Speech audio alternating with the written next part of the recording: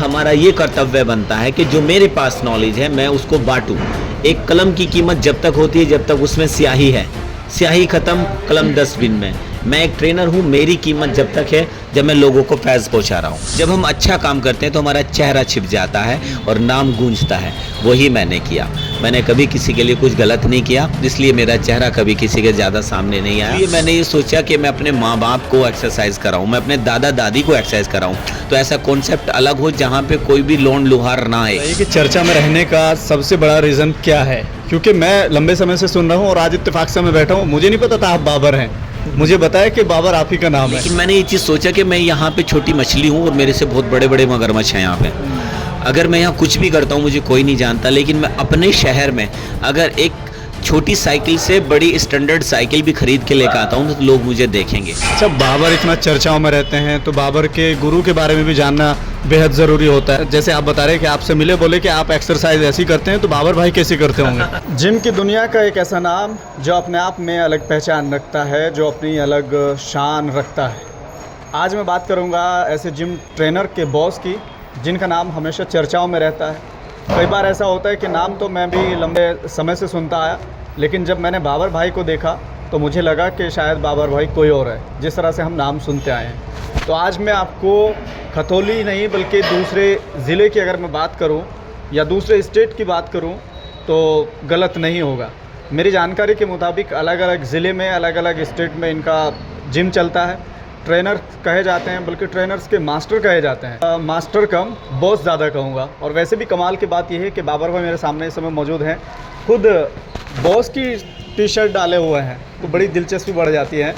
आज जानने की कोशिश करेंगे कि इतना चर्चा में बने रहने का रीज़न क्या है और क्या प्लानिंग है और कहाँ कहाँ जिम है और किस तरह से पूरा मैनेज करते हैं। उन सभी चीज़ों को लेकर आज बाबर भाई से आपको मिलवाऊंगा, क्योंकि नाम आपने भी सुना होगा जैसे मैंने सुना था। और आज मैं खुद इनके पास पहुंचा हूं ये जानने के लिए कि आखिर है कौन बाबर, जिसका नाम बड़ा चर्चाओं में रहता है। अलग अलग ब्रांचेज़ हैं और आगे मैंने सुना कि रुकने का नाम ही नहीं ले रहे जनाब।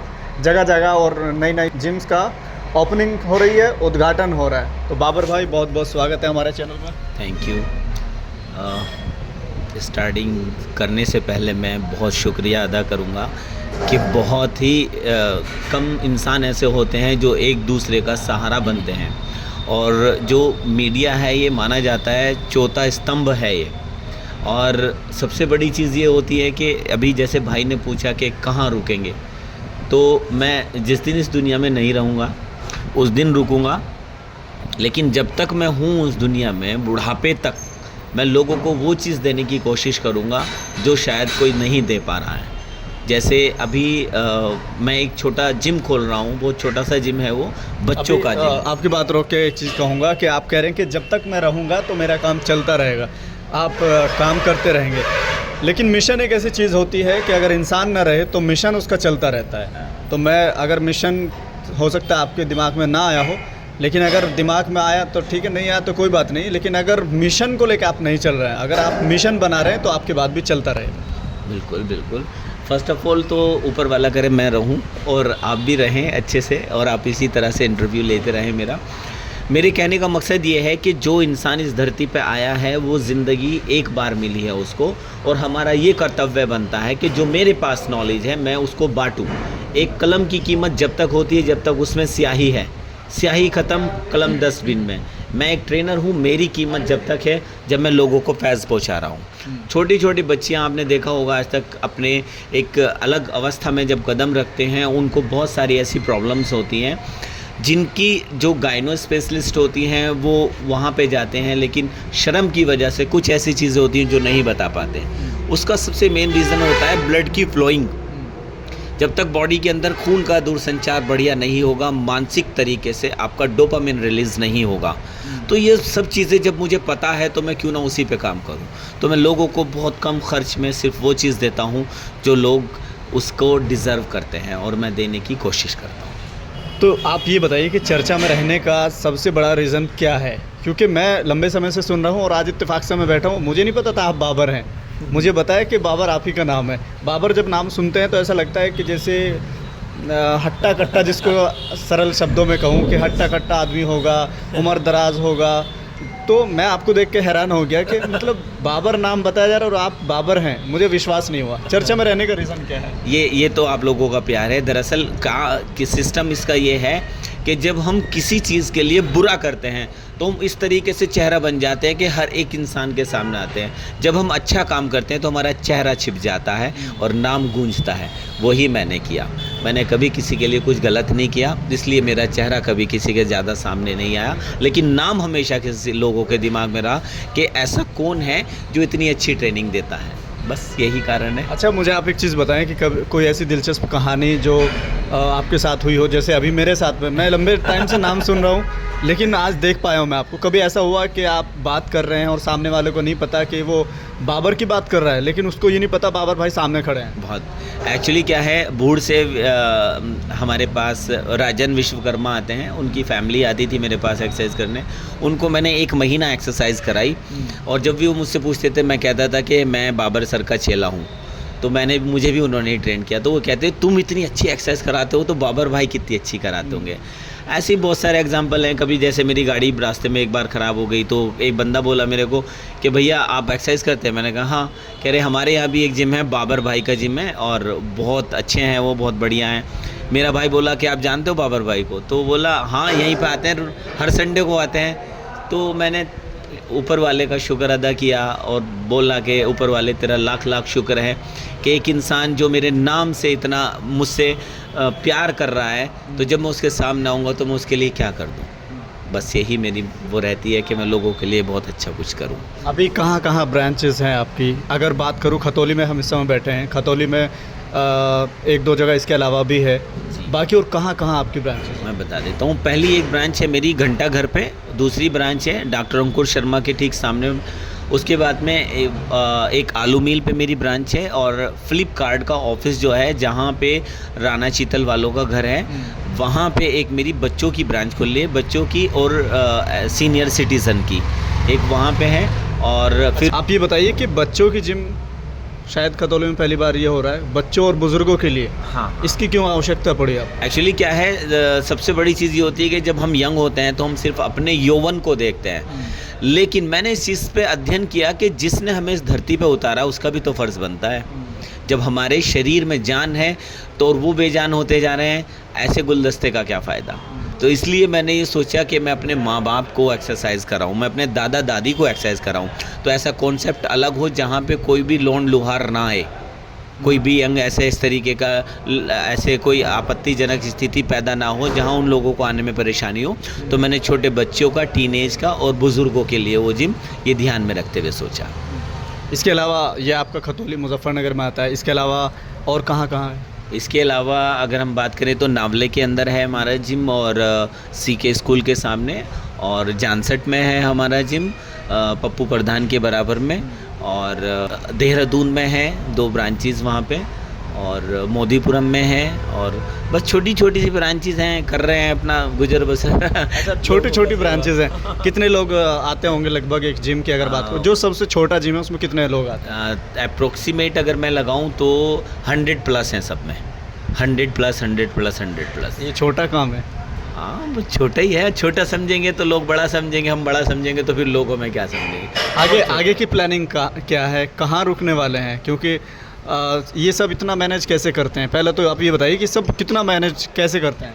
इतना मैनेज करने के लिए मेरे जो शेर हैं ना, मैंने शेर पाले हुए हैं, और मेरे जो शेर हैं वो इतने, मतलब सच कहूँ तो शायद अपने फादर की इतनी रेस्पेक्ट करते होंगे जितनी वो मेरी रेस्पेक्ट करते हैं। और मैं भी अगर मतलब छोटा मुँह बड़ी बात होगी कि अगर मैं कभी मेरा मन किसी भी चीज़ को खाने के लिए कुछ भी करता है तो मैं सबसे पहले ये चीज़ सोचता हूँ कि इनके ज़रिए वो ऊपर वाला मुझे इनके ज़रिए दे रहा है, तो इनकी बॉडी में जान होगी, इनके ये सब अच्छे होंगे, खूबसूरत होंगे, बढ़िया होंगे, ये मुझे पैसा कमा के देंगे। तो मैं इनको पूरे तरीके से अपने छोटे बड़े भाई मान के और अच्छे बच्चे शेर मान के इनके साथ लगा रहता हूँ। तो यही है, बस यही चल रहा है। अगर इनको आज कोई 10-20 हज़ार रुपये, 50 हज़ार रुपये ऊपर रख के भी अगर इनको तनख्वाह दे और कहे कि बाबर से हट के मेरे पास आ जा, तो मैं ये उम्मीद करता हूँ कि वो उस काम को छोड़ना पसंद करेंगे, लेकिन बाबर को छोड़ना पसंद नहीं करेंगे। अच्छा, बाबर इतना चर्चाओं में रहते हैं तो बाबर के गुरु के बारे में भी जानना बेहद ज़रूरी होता है। जब जैसे आप बता रहे हैं कि आपसे मिले, बोले कि आप एक्सरसाइज ऐसी करते हैं, तो बाबर भाई कैसे करते होंगे? तो बाबर भाई के जो कोच थे या उनके जो गुरु थे वो कैसे करते होंगे? वो बहुत अच्छी एक्सरसाइज करते हैं। मेरे सबसे पहले कोच हैं इलियास भाई, हकीम इकबाल के बेटे हैं वो। और फिर उनके बाद में मेरे एक गुरु हैं फ़िरोज़ सर मेरे बहुत अच्छे गुरु हैं। और एक सम्राट हैं, और जिनके पास भी मैंने एक्सरसाइज की है वो मेरे गुरु हैं। लेकिन अगर हम बात करें तो फ़िरोज़ भाई के अंडर अभी मैं चल रहा हूँ। फ़िरोज़ सर जो हैं वो बहुत अच्छे नेशनल लेवल के कोच हैं, मैं उनके अंडर चल रहा हूँ। बहुत बस अच्छा। जब आप नाम सुनते होंगे, आप जैसे बता रहे कि कई बार ऐसा होता है कि लोग हमारे सामने होते हैं और कहते हैं कि वो नहीं जानते कि हम हैं, कि बाबर हैं, तो उस समय आप अपने गुरुओं के बारे में क्या सोचते हैं? क्या फीलिंग आती है उस समय? मैं सच कहूँ तो जो मेरे स्कूल में पढ़ने वाले भी अगर मेरे टीचर आ जाते हैं, बाय गॉड आप यकीन मानिएगा, मैं अपनी गद्दी छोड़ के खड़ा हो जाता हूँ। और जब तक वो नहीं बैठते मैं नहीं बैठता। तो उनको ऐसा लगता है कि जिसको हमने डंडे मारे थे, जिसको हमने ABCD सिखाया था, आज वो दुनियाओं को अपने स्वास्थ्य के बारे में सिखा रहा है और वो इतनी रेस्पेक्ट हमें दे रहा है। तो बहुत अच्छा लगता है। मुझे लगता है कि अगर हम अपने माँ बाप की और अपने गुरु की बहुत ही ज़्यादा इज़्ज़त करेंगे तो ऊपर वाला हमें भीड़ से अलग देखेगा। बस यही है मेरा तो, कि दूसरों की इज़्ज़त करो, बड़ों की इज़्ज़त करो। गुरु तो गुरु होता है, मैं भी गुरु हूँ। कितने समय का एक्सपीरियंस आपको है? कब से इस फील्ड में? मुझे तकरीबन ये समझें आप, जब मैं 6th क्लास में था मुझे 20 साल हो गए। मैं 6th क्लास में कोच बन गया था। कोच तो नहीं कह सकते, मतलब 6th क्लास में मैं लोगों को एक्सरसाइज कराता था। मेरे पापा की उम्र के लोग मेरे आके पैर छूते थे, जो मेरे पापा की उम्र के होते थे वो आके पैर छूते थे।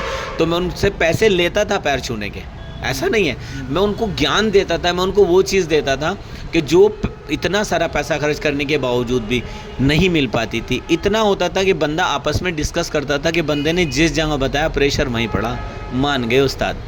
तो बस इसी तरह से बनता चला गया सिलसिला। हर काम के लिए या सक्सेसफुल आदमी के साथ में एक ज़िंदगी ज़रूर जुड़ी होती है, स्ट्रगल भरी। तो कभी ऐसा मन किया, कभी ऐसा दिमाग में सवाल आया कि आखिर मैं ये क्यों कर रहा हूँ? क्योंकि कई बार होता क्या है, स्ट्रगल जब करता है बंदा तो पता नहीं कैसे कैसे दिन देखता है। तो वो सब स्ट्रगल आपने देखा होगा, कभी सोचा होगा, ऐसा दिमाग में आया होगा कि चलिए छोड़िए कहाँ लगे हुए हैं। बड़ा लंबा समय बैठता है 20 साल। एक्चुअली मुझे बहुत सारी अपॉर्चुनिटीज़ ऐसी मिली हैं। मैं विदेश में भी रहा हूँ, मैंने वहाँ भी ट्रेनिंग दी है, विदेश में भी रहा हूँ मैं। और मुझे बहुत सारी अपॉर्चुनिटीज़ ऐसी मिली है जो मुझे सेटल होने का मौका मिला। लेकिन मैंने ये चीज़ सोचा कि मैं यहाँ पे छोटी मछली हूँ और मेरे से बहुत बड़े बड़े मगरमच्छ हैं यहाँ पे। अगर मैं यहाँ कुछ भी करता हूँ मुझे कोई नहीं जानता, लेकिन मैं अपने शहर में अगर एक छोटी साइकिल से बड़ी स्टैंडर्ड साइकिल भी ख़रीद के लेकर आता हूँ तो लोग मुझे देखेंगे। अगर मैं एक बंदे की हेल्प करता हूँ तो 10 लोग मुझे देखेंगे। इसलिए मैंने दूसरे शहर भी छोड़े, लाइक देहरादून और मोदीपुरा, मेरठ, बड़े बड़े शहर भी मैंने छोड़े अपनी खतौली के लिए। और बड़े बड़े देश भी मैंने छोड़े अपनी खतौली के लिए, क्योंकि जहाँ से मैं पला बड़ा हूँ इन लोगों का प्यार मेरे लिए सर्वोपरि है, सर्वमान्य है। चलिए, बहुत बहुत शुक्रिया बात करने के लिए।